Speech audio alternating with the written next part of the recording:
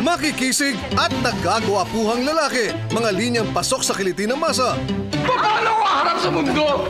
Paano ka harap sa publiko? Paano kinabukasan mo kung wala yung dryer na yun? Tumapit na, pulis! Pulis! Baka naman tago lang dyan! Hanapin na natin! Salamat! Malis! Uy, Ay! Nagkamali ako ng pasok ng kwarto!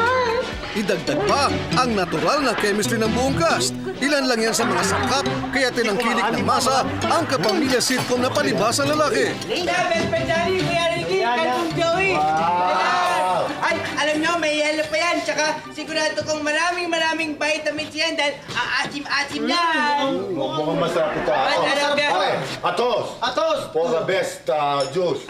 Okay. Sarap to. Ang asim. Siyempre, may aasim pa ba sa suka ang paong-paong?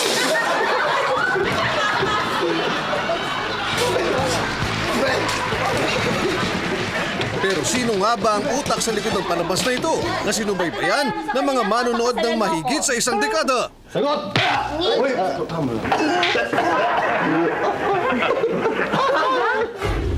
Ito ang throwback kwento sa atin ng premyadong direktor na si Jose Javier Reyes. You're credited as the major creator. ng Oh my God, Palibasan. oh my God. Yeah. No, actually, kami yan ni Mr. M. Kami yan ni Mr. M noon. How did it come to be? Noong mga panahon na yon, may popular akong TV show called Kasi Babae. Correct. Ang gusto ngayon nila na gumawa raw ng male counterpart. Sabi ko, sige, may title na ako dyan. Matagal ko lang title yon kasi sabi ko, ang sagot sa Kasi Babae is palibasa lalaki. Yan ang promotor niyan eh. 1987, isang taon pa lang mula nang muling buksan ng ABS-CBN at unang masilayan sa telebisyon ang palibasa lalaki. Sa ilalim ng direksyon ng star maker na si Direk Johnny Manahan. Ano naman ang kinalaman niyo tungkol sa pagmamanage sa showbiz? Karamihan sa cast nito ay mga baguhan pa lang sa industriya na nagmula sa bakuran ng Regal Films ni Mother Lily Monteverde at alaga ng ace talent manager na si Douglas Quijano. Ginawa nila ang palibasa lalaki, dinala yan ni Johnny Manahan sa ABS-CBN.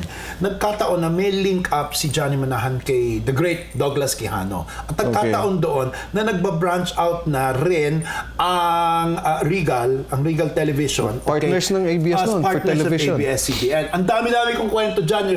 Nakita ko kung paano nag-negotiate sina Freddy Garcia, sina Gabby Lopez, sina Charo kay Mother. Alala ko yan. Okay?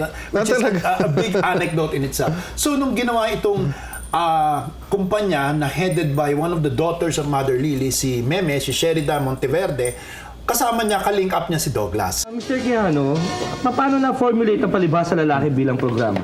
Nagkataon din si Douglas, ando doon yung mga talent si Douglas. Okay, there was, of course, ang pambato si Richard Gomez. There was Miguel Rodriguez. Correct. Okay? At ang ikatlo, ilo-launch ang isang basketballista ang pangalan ay Joey Marquez. Okay? Yun yung tatlong nilaunch.